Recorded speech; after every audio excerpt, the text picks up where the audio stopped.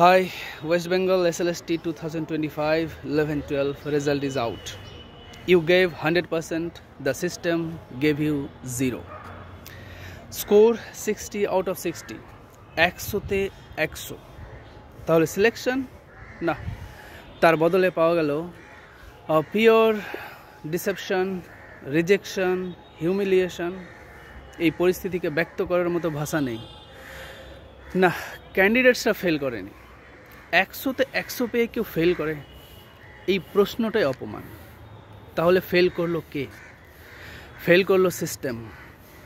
Logic is dead, merit is murdered, fairness is thrown out like garbage. 100% hard work is not enough. 100% excellence is not enough.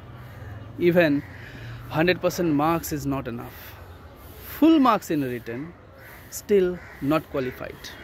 যারা 60-এর কম পেয়েছে তাদের কথা তো বাদই দিলাম, যারা 60-এ 60 পেয়েছে তারাও আজ ইনএলিজিবল।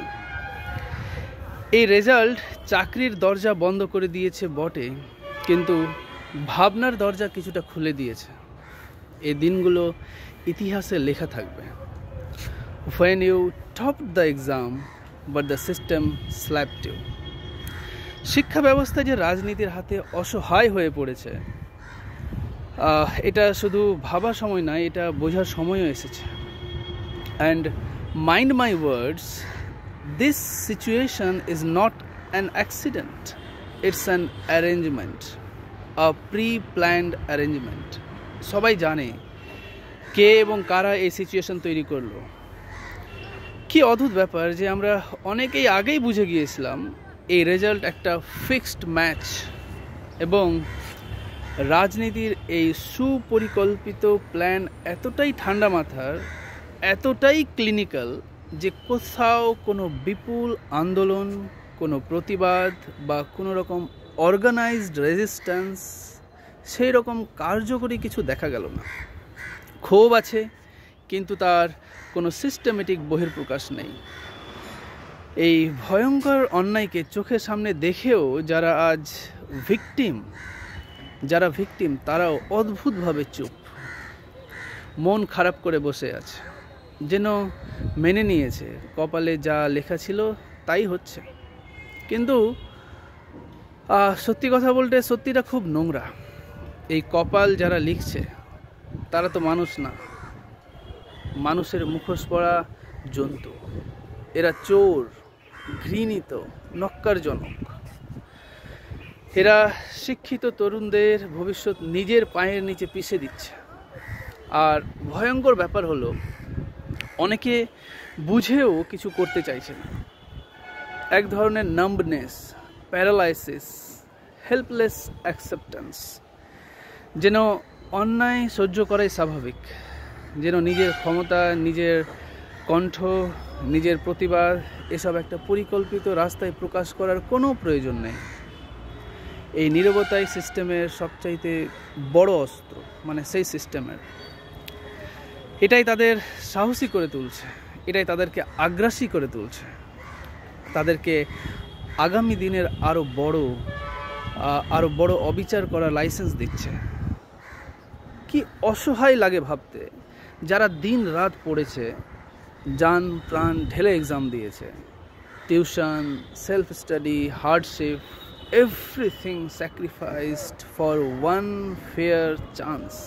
আজ তাদের কি হলো? তাদের বিশ্বাসের সাথে খেলা হলো, তাদের পরিশ্রমকে ধুলোয় মিশিয়ে দেওয়া হলো, তাদের অনেস্ট এফর্টকে নিষ্ঠুরভাবে চূর্ণ বিচূর্ণ করে দেওয়া হলো। যারা টাকা দেয়নি, যারা কানেকশন ফিট করেনি, যারা ফেয়ারনেসে বিশ্বাস রেখেছিল, আজ তারা কি শিখল? সান্ত্বনা দেওয়ার কোনো শব্দ নেই, নেক্সট টাইম ট্রাই হার্ডার বলার মতো সাহস নেই। কারণ 100% থেকেও বেশি করার আর কিভাবে চেষ্টা করবে? কি চেষ্টা করবে? 100% থেকেও বেশি। সিস্টেমের উপর বিশ্বাস ভাঙছে। এবার নিজের ওপর ভরসা রাখতে হবে, নিজের বলেই চলতে হবে।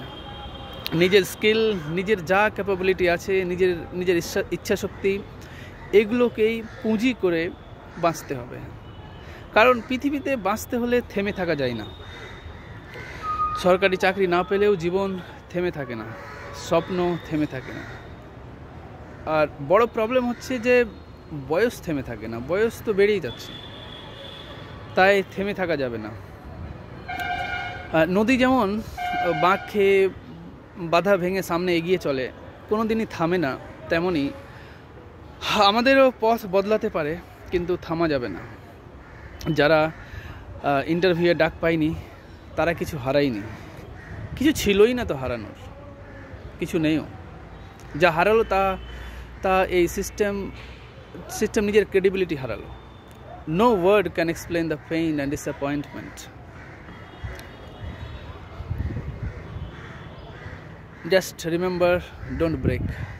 Somehow create your own opportunity and one day break through before it's too late. Good luck.